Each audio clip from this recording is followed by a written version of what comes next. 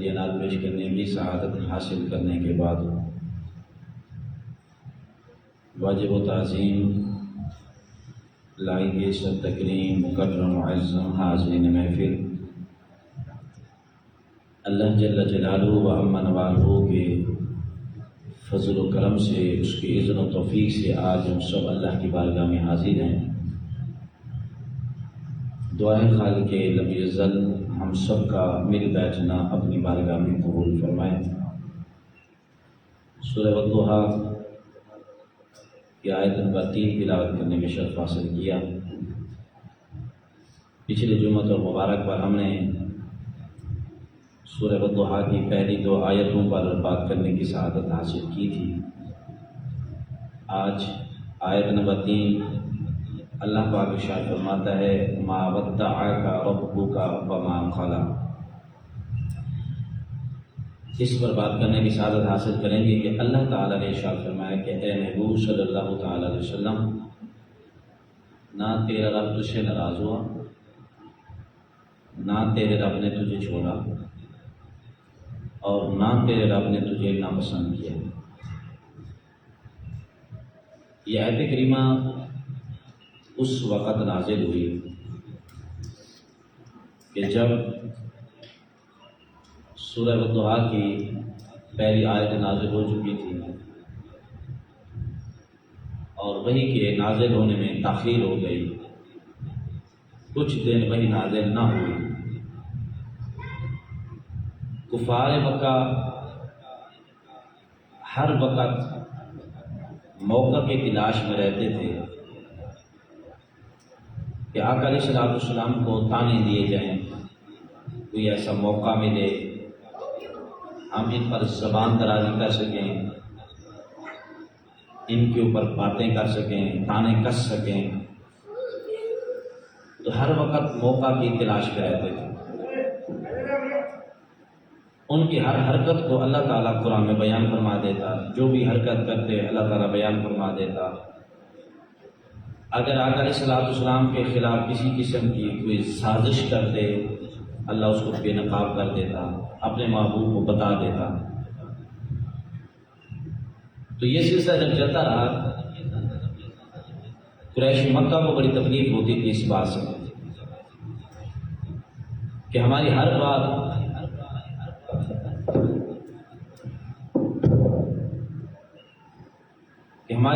جو ہے آقا علیہ السلام کو بتا دی جاتی ہے، ہماری ہر بات کا انہیں پتہ چل جاتا ہے، تو ان کو بڑی پریشانی ہوتی تھی۔ آقا علیہ السلام کے خلاف ہر وقت کوئی نہ کوئی ایسی آگ چھڑکاتے رہتے، چنگاریاں لگاتے رہتے، آقا علیہ السلام کو تکلیف دیتے رہتے تھے۔ حکمت تھی کچھ دن وہی نازل نہ ہوئی، کیونکہ قرآن پاک کا نزول کم و بیش 23 سال تک ہوتا رہا، اور ہوتا اس طرح تھا پہلی جتنی کتابیں ہیں یک وقت اللہ تعالیٰ نے اپنے انبیاء کو عطا فرمائی۔ تورات حضرت موسیٰ علیہ السلام کو جب عطا فرمائی تو اکٹھی عطا فرمائی، تھوڑی تھوڑی کر کے روزانہ نہیں ملتی تھی، اکٹھی اللہ نے عطا فرمائی۔ اسی طرح داؤد علیہ السلام کو اللہ تعالیٰ نے زبور عطا کی، عیسیٰ علیہ السلام کو انجیل عطا کی۔ تو جس نبی کو جو کتاب ملی یا صحیفہ ملا تو اللہ تعالیٰ نے کتابی شکل کے اندر اکٹھا عطا فرمایا۔ آقا علیہ السلام کو اکٹھے نہیں عطا فرمایا، تھوڑا تھوڑا کر کے اللہ تعالیٰ آیتیں نازل فرماتا رہا۔ کبھی 2 آیتیں آ جاتی، کبھی 3 آیتیں آ جاتی، کبھی 10 آیتیں آ جاتی، جتنا ضرورت ہوتی تھی۔ کوئی بندہ آ کے مسئلہ پوچھتا یا منافق کوئی ایسی سازش کرتے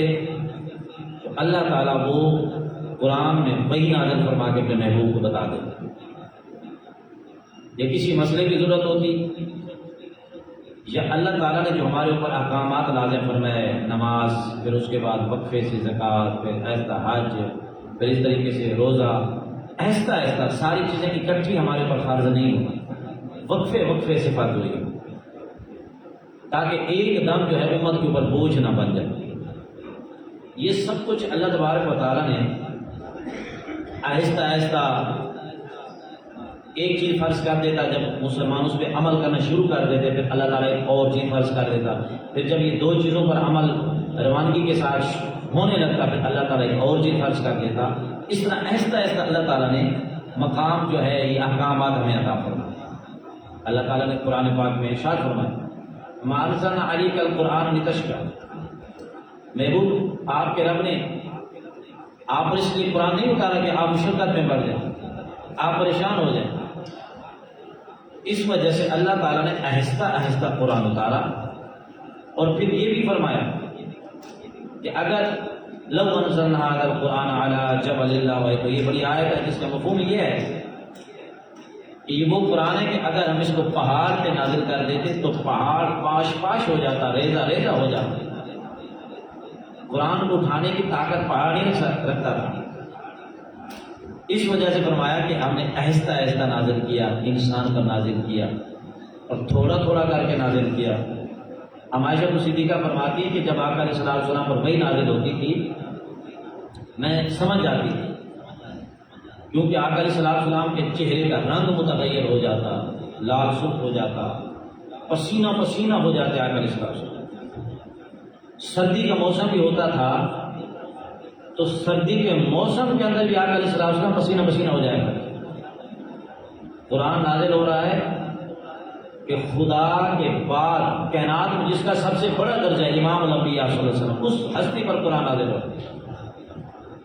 تو وہ ہستی پسینہ پسینہ ہو جاتی ہے۔ تو یہ قرآن اگر پہاڑ پہ اتارا جاتا تو اس کے اندر تو ہمت نہیں تھی قرآن کو برداشت کرنی۔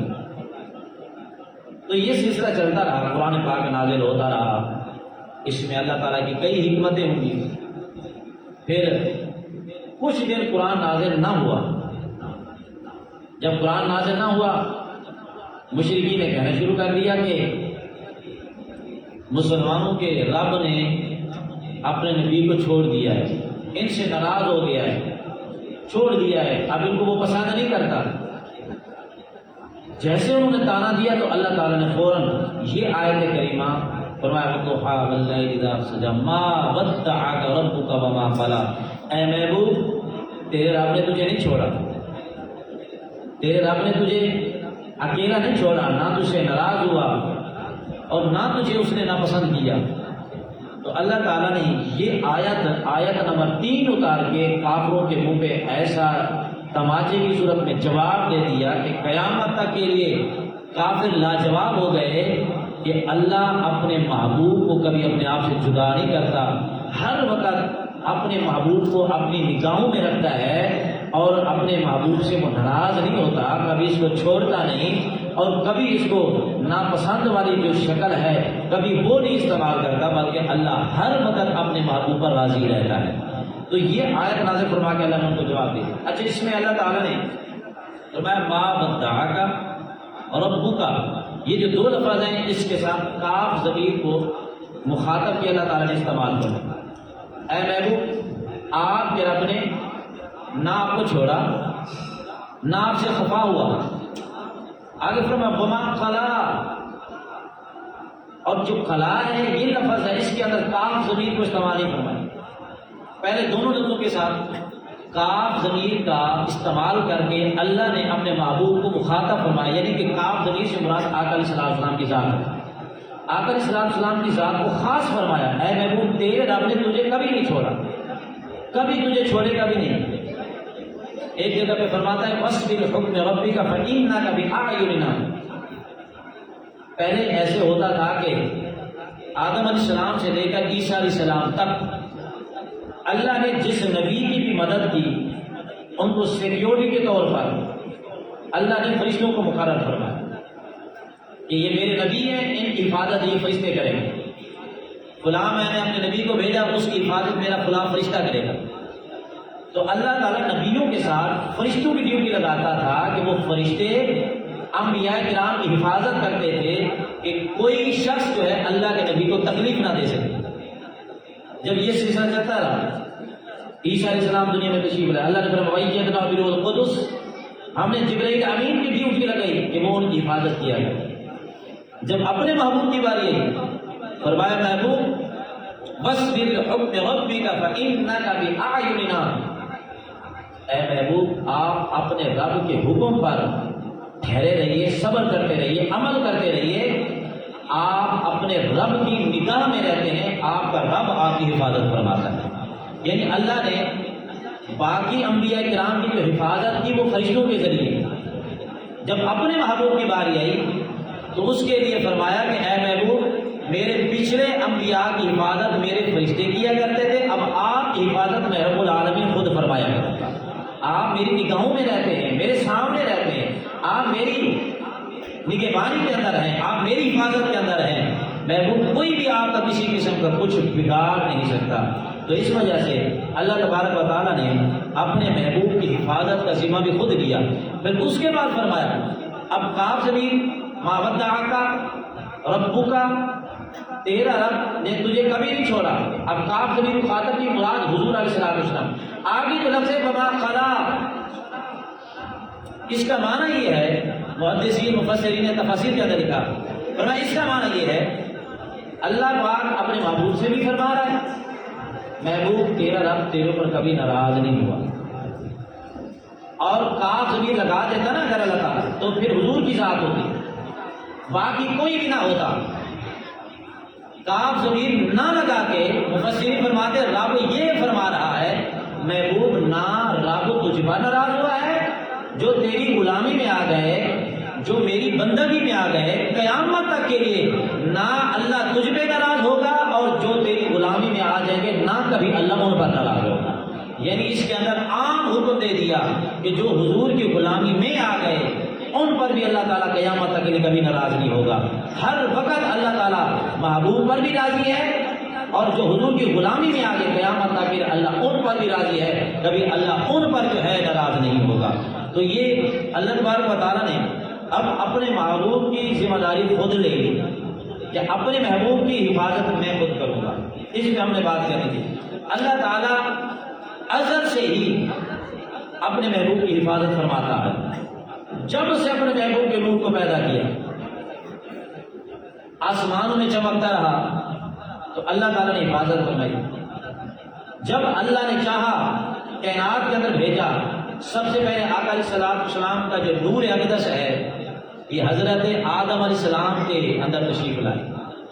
جب حضرت آدم علیہ السلام کی پیشانی مبارک میں یہ نور چمکتا تھا، دور دراز سے لوگ آتے تھے حضرت آدم علیہ السلام کی زیارت کے لیے، آ کر ان کی زیارت کرتے، ان کی ساری اولاد جتنی بھی ان کے آگے تخلیق ہو چکی تھی، جب تک حضرت آدم علیہ السلام کے پیشانی میں یہ نور چمکتا رہا، فرشتے بھی آتے تھے آقا حضرت آدم علیہ السلام کی زیارت کے لیے۔ پھر یہ نور جب آیا تو اللہ تعالیٰ نے فرشتوں سے فرمایا فرشتوں جب میں اپنے آدم کو پیدا کروں فوراً سجدہ کریں۔ مفسرین فرماتے ہیں سجدہ ہی اس لیے کروایا گیا، آدم علیہ السلام کی پیشانی کے اندر میرے مصطفیٰ کا نور چمک رہا تھا۔ پھر یہ نور یہ منتقل ہوتا ہوا حضرت شیش علیہ السلام کے اندر آئے، ان کے ماتھے میں چمکتا تھا،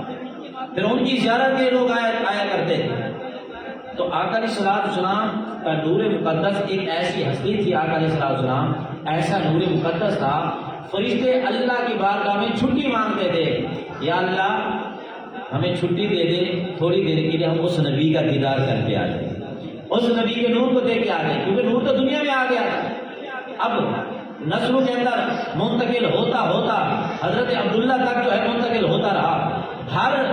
انسان کے اندر جہاں سے بھی منتقل ہوتا رہا، اس کی زیارت کرنے کے لیے آسمان سے فرشتے آیا کرتے تھے، لوگ بھی بڑی زیارت کرنے کے لیے آتے تھے۔ حضرت شیش علیہ السلام کے اندر جب منتقل ہوا تو آپ کے پیشانی کے اندر جب نور چمکتا تھا تو اس وقت جو ہے حضرت شیش علیہ السلام جس جنگ کے اندر بھی جاتے تھے یہ دعا کر کے جاتے تھے کہ یا اللہ جس نور کو لوگ دیکھنے کے لیے آتے ہیں، فرشتے دیکھنے کی تمنا کرتے ہیں، جو نور تو انہوں نے میرے اندر منتقل کیا ہے، اس نور پاک سب کے ہمیں فتح عطا فرما۔ اللہ ان کو فتح و کامیابی عطا فرماتا۔ یہ نور منتقل ہوتا ہوتا جب حضرت ابراہیم علیہ السلام کی پیشانی کے اندر آئے، قرآن کے اندر اللہ نے بیان فرما دیا، فرمایا محبوب یریدون ان یطفئوا نور اللہ بافواہہم واللہ متم نورہ ولو کره الکافرون۔ ہر زمانے کے اندر کافر یہ چاہتے تھے کہ کسی طریقے سے اس نور کو بجھا دیا جائے، اس نور کو ختم کر دیا جائے۔ اللہ اس نور کو پورا کر کے رہے گا، اگرچہ کافروں کو ناپسند ہو، جیسا بھی ہو، وہ جتنا بھی غصہ کرتے رہیں، وہ چیختے رہیں، چلاتے رہیں، جس نور کو اللہ نے بھیجنے کا فیصلہ کر لیا ہے یہ معاملہ پورا ہو کر رہے گا، کبھی اس نور کو کوئی بجھا نہیں سکے گا۔ اب حضرت ابراہیم علیہ السلام کے اندر جب یہ نور ہے تو ابراہیم علیہ السلام کو آگ کے اندر ڈالا گیا، ابراہیم علیہ السلام جل جائیں گے، یہ نور ختم ہو جائے گا، فنا ہو جائے گا، جیسا کچھ بھی کیا گیا۔ اب ابراہیم علیہ السلام کے پیشانی کے اندر جب نور چمکتا تھا تو آگ میں ڈالا گیا تو اللہ نے آگ کو بھی گلے گلزار بنا دیا۔ فرمایا اے آگ میرے پیغمبر کو نہ جلانا، بردم و سلام، ٹھنڈی بھی ہو جا، سلامتی والی بھی ہو جا، اتنا نہ ٹھنڈی ہو جا کہ پھر میرے نبی کو تکلیف ہو۔ فرمایا ایسی سلامتی والی ہو جا کہ میرا نبی تیرے اندر جب رہے تو ایسے ٹھنڈی بن جا جس طرح جنت کی ٹھنڈی ہوا ہوتی ہے۔ تو اللہ نے پھر آگ کو گلے گلزار بنا دیا۔ پھر جب وہاں سے منتقل ہوتا ہوا یہ نور جب حضرت اسماعیل علیہ السلام کے اندر آیا تو اسماعیل علیہ السلام کے اوپر پھر چھری چلانے کا فیصلہ آ گیا کہ ان کی گردن پہ چھری چلا دو۔ یہ سارا واقعہ آپ قرآن میں موجود علماء سنتے رہتے۔ رب نے فرمایا ابراہیم اپنے بیٹے پہ چھری چلاؤ۔ جب ان پہ چھری چلانے کا فیصلہ کیا گیا اللہ نے جنت سے مینڈا بھیج کر حضرت اسماعیل علیہ السلام کو پھر اللہ تعالیٰ نے بچا لیا۔ تو یہ بڑے مشکل مراحل سے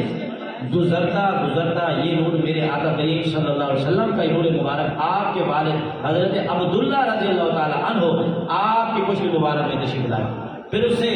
اماں آمینہ خاتون رضی اللہ تعالیٰ عنہ ان کے شکم اطہر میں تشریف لایا۔ اس کے بعد دنیا میں تشریف لایا۔ جب دنیا میں آقا علیہ السلام کی بعثت ہو گئی، ولادت با سعادت ہو گئی، لوگوں کے بت گر گئے، گھروں میں رکھے تھے، خانہ کعبہ میں کے جہاں رکھے تھے، جس کا جہاں بت رکھا ہوا تھا وہ منہ کے بال گر گیا۔ پریشان ہو گئے لوگ کہ ہمارے خداؤں کو کیا ہو گیا، یہ جو مضبوطی کے ساتھ بیٹھے ہوئے تھے یہ نیچے گر گئے، ان کو کیا ہو گیا؟ ہر طرح پریشانی پریشانی تھی۔ اور پھر یہ بھی پہلے انبیاء کرام بتاتے آئے،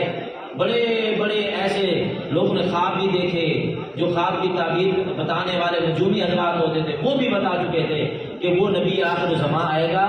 مکہ میں پیدا ہوگا، یہاں کے لوگوں سے پیدا ہوگا، یہاں کا رہنے والا ہوگا، عربی بولنے والا ہوگا، یہ ساری چیزیں بتا چکے تھے۔ تورات کے اندر اعلان ہو چکا ہے، زبور میں اعلان ہو چکا ہے، انجیل میں اعلان ہو چکا ہے، ہر کتاب کے اندر، ہر صحیفے کے اندر ہر نبی نے آگے بتایا کہ اس نبی کی جو ولادت کا ہے وہ مکہ مکرمہ ہے۔ جب آقا علیہ السلام کی ولادت ہو گئی، وہ واقعہ بھی بڑا لمبا ہے۔ دائیاں آتی تھی، وہ لے جاتی تھی بچوں کو، کیونکہ مکہ کی آب و ہوا اچھی نہیں تھی اور بچے کی جو ہے نشو و نما کے لیے دور لے جایا جاتا تھا۔ تو حلیمہ سعدیہ آقا علیہ السلام ان کے نصیب میں آئے اور وہ ان کے نصیب میں، اور وہ لے گئی۔ جب لے کے جا رہی تھی ان کی اونٹنی کمزوری، سارے واقعات موجود ہیں، یہ آپ سنتے رہتے ہیں، لیکن لے کے جب جا رہی تھی سیدہ حلیمہ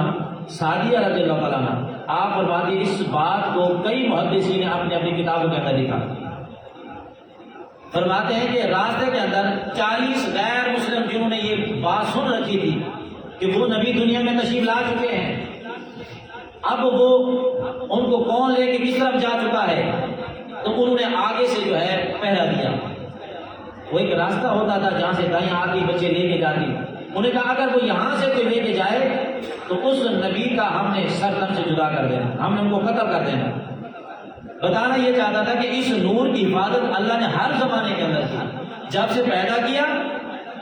اور جب تک آقا علیہ السلام نے اپنی 63 سال عمر گزاری، اس وقت تک جو ہے آخری لمحے تک اللہ نے ایسی حفاظت فرمائی کہ کافر میرے مصطفیٰ کا کچھ بگاڑ نہ سکے۔ جب حلیمہ سعدیہ لے کے جا رہی ہیں اپنے گھر کی طرف، آگے گئی، ایک وادی آئی، اس وادی کے اندر 40 غیر مسلم ایسے لوگ کھڑے تھے، تلواریں نکال کے کھڑے تھے کہ اس کا یہاں سے اگر گزر ہوا تو ہم اس کو قتل کر دیں گے، جن کی وجہ سے ہمارے بت نیچے گر گئے، جن کی وجہ سے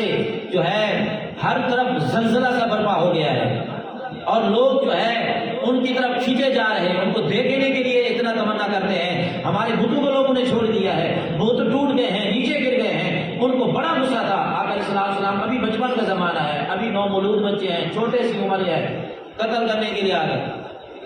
ہم حلیمہ فرماتی ہیں کہ جب میں نے دیکھا کہ 40 غیر مسلم ہیں، تلواریں نکال کے کھڑے ہیں، تیز تلواریں ہیں، میں پریشان ہو گئی کہ میں تو اکیلی خاتون ہوں، تو اتنا سیکورٹی تو ہے نہیں، اب انہوں نے اگر اس ننھے شہزادے کو تکلیف دی تو میرا کیا بنے گا؟ نام تو پہلے ماں باپ نے رکھ دیا تھا، اب وہ کہتے ہیں یا محمد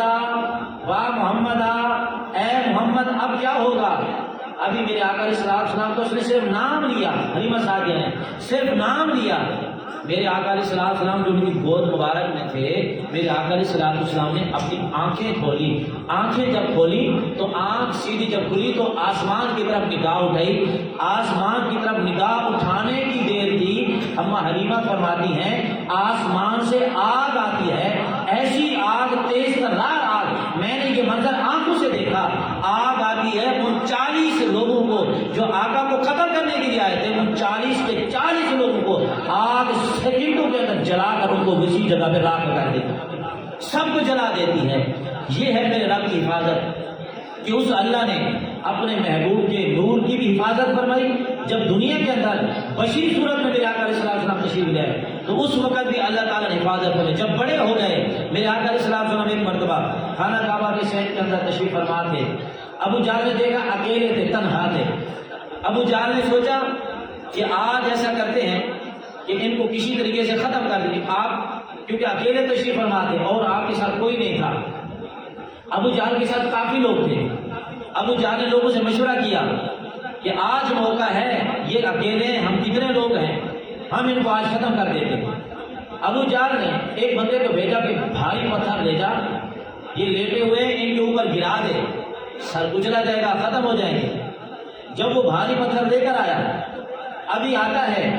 اور جیسے ہی قریب آتا ہے ارادہ کرتا اوپر پتھر گرانے کا، ایک دم پتھر نیچے پھینک کے اور زور سے بھاگ جاتے، تیزی سے بھاگ جاتے۔ ابو جانے کا کیا ہو گیا؟ کہنے لگا جو منظر میں دیکھ کے آیا وہ تم دیکھتے تو تم یہاں نہ رہتے۔ ابو جہل نے دوسرے کو بھیجا، دوسرا گیا بھاری پتھر اٹھا کے کہ آقا علیہ السلام کے اوپر پھینکا جائے اور ان کا سر کچل دیا جائے، معذنا ان کو ختم کر دیا جائے۔ جب دوسرا ہے تو وہ بھی اسی طرح بھاگ گیا، نیچے پتھر پھینک کے، تیسرا ہے وہ بھی اسی طرح بھاگ گیا۔ ابو جہل نے کہا تم بزدل ہو، تم ڈرپوک ہو، تم سے یہ حملہ نہیں ہو سکتا، میں کر کے آتا ہوں۔ جب ابو جہل پتھر اٹھا کے ابھی قریب آتا ہے، ایک قدم پتھر نیچے پھینکے واپس بھاگ کے جاتا ہے۔ لوگ پوچھتے ہیں کیا ہوا؟ کہنے لگا جو منظر میں نے دیکھا ہے تم دیکھ لیتے، تم جانا رہتے۔ ابو جہل بڑی تیزی سے اپنی جگہ سے بھی آگے بھاگ گیا۔ جب بتایا، لوگوں نے پوچھا تو اس نے بتایا، اس نے کہا ایک بہت بڑا شیر تھا، بڑا منہ کھول کر میرے پیچھے بھاگا، ایسے مجھے کاٹ کے مجھے چیر پھاڑ کے رکھ دیتا اور اسی لیے میں جو ہے بھاگ کر آ گیا ہوں۔ تو جب آقا علیہ السلام کی ذات پر جب غیر مسلم حملہ کرنے کے لیے آتے تھے تو اللہ تعالیٰ شیر کی صورت میں، آگ کی صورت میں، سانپ کی صورت میں فرشتوں کو بھیج کر جو ہے اللہ اپنے محبوب کی حفاظت فرمایا کرتا تھا۔ تو ہر زمانے کے اندر اللہ تعالیٰ نے حفاظت فرمائی اور پھر اپنے محبوب سے فرمایا ما ودعک ربک وما قلی، تیرے رب نے تجھے کبھی بھی نہیں چھوڑا، تیرا رب تجھے تنہا کبھی نہیں چھوڑے گا اور ہر وقت تیرا رب تیرے ساتھ ہے۔ پھر فرمایا وَاصْبِرْ لِحُکْمِ رَبِّکَ فَإِنَّکَ بِأَعْیُنِنَا، اے محبوب آپ تو ہر وقت ہماری نگاہوں کے سامنے رہتے ہیں، آپ کی حفاظت ہمارے ذمہ ہے۔ قرآن کی حفاظت بھی اللہ نے لے لی، مصطفیٰ صلی اللہ علیہ وسلم کی حفاظت بھی اللہ نے اپنے ذمہ لے لی، قیامت تک کے لیے قرآن کی حفاظت بھی اللہ نے فرمایا میں خود کروں گا اور اپنے پیارے محبوب کی حفاظت قیامت تک کے لیے میں خود کروں گا۔ تو آقا علیہ السلام کے زمانے کے اندر یا کسی بھی زمانے کے اندر آقا علیہ السلام کو جو بندہ تکلیف دینے کے لیے آتا تھا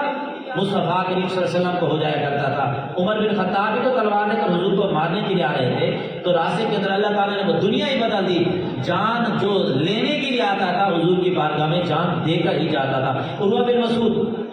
کافروں کے سفیر جاسوس بن کر آئے آقا علیہ السلام کی بارگاہ میں کہ دیکھوں کس طریقے سے ان کے اوپر حملہ کیا جائے، ان کا رہن سہن، کہاں رہتے ہیں، کہاں بیٹھتے ہیں، کس وقت سوتے ہیں، کس وقت جاگتے ہیں، ان کی تلواریں کہاں رہتی ہیں، ان کے جو بھی اسلحہ وغیرہ کہاں رہتا ہے، ان کے سیکورٹی گارڈ کس وقت جاگتے ہیں، کس وقت سو جاتے ہیں، وہ ساری چیزیں دیکھ کر تاکہ حملہ کرنے کے اندر آسانی ہو جائے۔ وہ اس لیے سے آئے عروہ بن مسعود آ کر آقا علیہ السلام کی بارگاہ میں کچھ دن رہے، دیکھتے رہے ساری چیزیں کہ حملہ جو کرنا ہے کس وقت کیا جائے، کس حالت میں کیا جائے، کس انداز میں کیا جائے، کیسے ہمیں کامیابی ملے گی۔ جب آقا علیہ السلام کی بارگاہ میں آئے سارا کچھ دیکھا، کچھ وقت رہنے کے بعد بے ساختہ حضور کے قدموں میں گر کے کلمہ پڑھ کے مسلمان ہو جاتے ہیں۔ واپس جب جاتے ہیں وہ کہتے ہیں بتاؤ کیا دے کر آئے، کس طریقے سے حملہ کیا جائے۔ کس طریقے سے جو ہے رات کو کیا جائے دن کو، وہ اب پوچھنے لگے، اور جو جس مقصد کے انہوں نے بھیجا تھا اب وہ سوال کرتے ہیں۔ عروہ بن مسعود کہتے ہیں خدا کی عزت کی قسم جو منظر میں دیکھ کر آیا ہوں اگر تم بھی دیکھ لیتے اس نبی سے لڑنا تم اپنے ذہن سے بھی نکال دیتے۔ وہ کہنے لگے یہ تجھے کیا ہو گیا، ہم تو اس کو نسبت نابود کر دیں گے، فلاں کر دیں گے، ختم کر دیں گے، ہماری طاقت زیادہ ہے، ہمارے پاس اسلحہ زیادہ ہے، لوگ ہمارے پاس زیادہ ہے، تو یہ کیا کہہ رہا ہے؟ عروہ بن مسعود کہتے ہیں خدا کی عزت کی قسم میں تو اس نبی کا کلمہ پڑھ کے آ گیا ہوں، میں تمہیں بھی مشورہ دیتا ہوں اگر زمین پر رہنا چاہتے ہو، 4 دن کے لیے سانس لینا چاہتے ہو، اپنے ذہنوں سے نکال دو، تم اس نبی کا کبھی مقابلہ نہیں کر سکتے، اس لیے کہ جس نبی پر خود کے غلام اپنی جانیں قربان کرنے کے لیے تیار ہو جائیں اس نبی کا کبھی کوئی مقابلہ نہیں کر سکتا۔ میں نے یہ جو منظر اس نبی کے غلاموں کا محبت کا جو انداز دیکھا ہے میں سمجھ گیا ہوں کوئی بھی کافر جتنا بڑا طاقتور کیوں نہ ہو اس نبی کا کبھی مقابلہ نہیں کر سکتا، اس لیے کہ اس نبی کی حفاظت جو اللہ تعالیٰ فرما رہا تھا، اس نبی کی حفاظت کا ذمہ جو اللہ تعالیٰ نے خود لے لیا، پھر اس نبی کا کوئی کچھ کیسے بگاڑ سکتا؟ جو بھی آتا میرے آقا علیہ السلام کی بارگاہ میں تکلیف دینے کے لیے، آقا علیہ السلام کو ختم کرنے کے لیے، آقا علیہ السلام کو قتل کرنے کے لیے کوئی پتھر لے کر آتا، کوئی تلوار لے کر آتا، کوئی درندہ لے کر آتا کہ درندہ چھوڑ دیا جائے گا، درندے بھی آتے شیر کی صورت میں، وہ شیر جو انسان کو بھوکا شیر کئی دنوں کا بھوکا ہو وہ چیر پھاڑ دیتا ہے، لیکن ایسے شیر بھی آتے تھے تو آقا علیہ السلام کے قدموں کو چومنے لگ جایا کرتے تھے، آقا علیہ السلام کے سامنے سجدے میں گر جایا کرتے تھے، اور آقا علیہ السلام کے سامنے ایسا اپنا انداز بنا لیتے تھے، عاجزانہ انداز، لوگ دیکھ کر سمجھتے تھے کہ اب یہ شیر جو ہے آقا علیہ السلام کا دیوانہ ہو گیا ہے، اب یہ جانور یہ درندہ دیوانہ ہو گیا ہے۔ کوئی کافر آتا تو آقا علیہ السلام کی جان لینے کے لیے وہ کلمہ پڑھ کے واپس جایا کرتا تھا۔ وہ ایک الگ حکمت تھی کہ اللہ نے ابو جہل کو کلمہ نصیب نہیں کیا، وہ اللہ کی حکمت تھی، اس نے جہنم بھی تو بنائی ہے، اس نے جنت بھی بنائی ہے، جہنم بھی اس نے بھرنی ہے، جنت بھی اس نے بھرنی ہے، لیکن جس کو اللہ نے چاہے ایمان کی دولت عطا فرمائی تو اس نے آقا کے قدموں میں گر کر آقا کی غلامی اختیار کر لی۔ اس لیے اللہ تعالیٰ نے فرمایا وما خلا، اے محبوب تیرا رب نہ تجھ پر کبھی ناراض ہوا، اور جو تیری غلامی میں آ جائیں گے نہ تیرا رب کبھی ان پر ناراض ہوگا، آپ پر بھی تیرا رب راضی ہے ہمیشہ کے لیے، جو تیری غلامی میں رب کی بندگی میں آ جائیں گے رب قیامت تک کے لیے ان پر بھی راضی رہے گا۔ تو اللہ تعالیٰ ہم سب کا یہ ذکر خیر کرنا ہم سب کے لیے ذریعہ نجات بنے، آمین۔